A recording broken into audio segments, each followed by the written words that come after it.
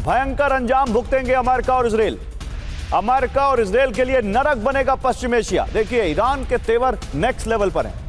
Supreme national security council के chief बाकिर जुल्खद्र की यह वार्निंग है कि पश्चिम एशिया अमेरिका और इजराइल के नरक बनेगा और यहां पर वो रह नहीं सकते।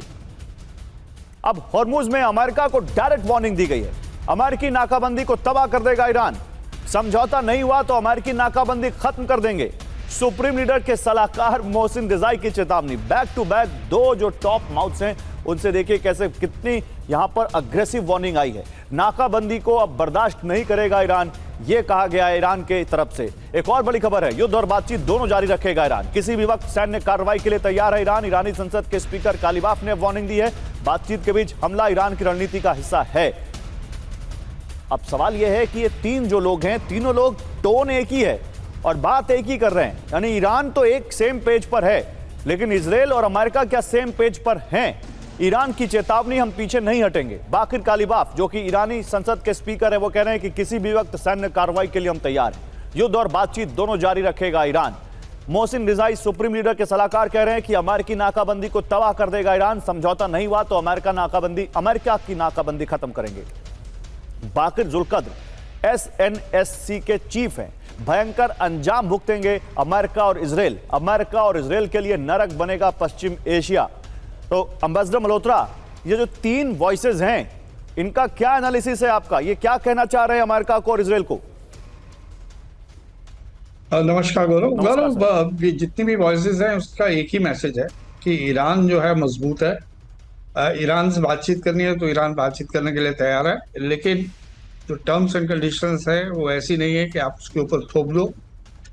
हाँ, गिव एंड टेक होगा तो मंजूर है। अगर आपको बातचीत मंजूर नहीं तो हम लड़ाई के लिए तैयार है। और बाकी जो बेलिजरेंट स्टेटमेंट्स होती है वो तो वॉरफेयर का एक हिस्सा भी होती है और ये दिखाने की कोशिश की जा रही है कि ईरान जो है हर तरीके से तैयार है। बातचीत करनी है, बातचीत करो। एक दूसरा मैसेज उनका ये भी है कि एज फार एज ईरान का जहाँ तक सवाल है, ईरान एक मत है। लड़ाई के लिए भी तैयार है, बातचीत के लिए भी तैयार है। आप लोगों में क्या, अमेरिका और इजराइल में क्या चल रहा है वो एक अलग बात है। नहीं, लेकिन सर एक चीज और जल्दी से एक एनालिसिस और दीजिए।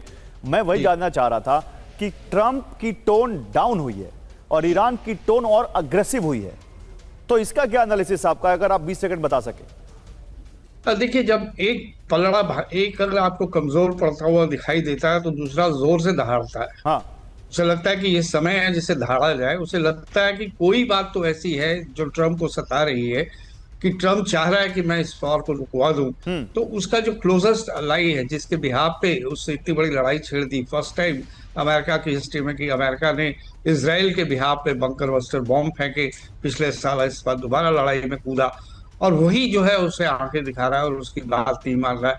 बार बार उसे ओपन स्टेटमेंट देनी पड़ रही है ट्रंप को कि भाई मान जाओ, यू विल बी आइसोलेटेड, तो अलग पड़ जाओगे, फिर मत कहना मुझे। तो ट्रंप की कहीं ना कहीं मजबूरी है। जो हम जनरल एक यूनिवर्सल एनालिसिस यही है कि ट्रंप परेशान है इस चीज से। उसके आने वाले समय ठीक है, इस बार भी आगे और बात करेंगे, अपने और एक्सपर्ट से बात करेंगे, लेकिन सर मैं आपको यहीं पे रोकूंगा। इस बीच कुछ और बड़ी खबरें आ रही हैं। इजराइल पर ईरानी हमलों से भड़क गए नेतन्याहू की ईरान और हिजबुल्लाह को चेतावनी। हमलों का करारा जवाब देगा इजराइल। ईरान हिजबुल्लाह का सैन्य गठजोड़ मंजूर नहीं, ये नेतन्याहू ने कहा है। क्लैश रिपोर्ट के हवाले से खबर आ रही है।